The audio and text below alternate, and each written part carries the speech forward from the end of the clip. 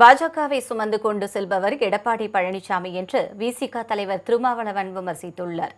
திருவள்ளூர் மாவட்டம் கும்மிடிப்பூண்டி சட்டமன்ற தொகுதிக்குட்பட்ட பெரியபாளையம் பகுதியில் போட்டியிடும் திமுக வேட்பாளர் கோவிந்தராஜனை ஆதரித்து விசிக தலைவர் திருமாவளவன் வாக்கு சேகரிப்பில் ஈடுபட்டார்.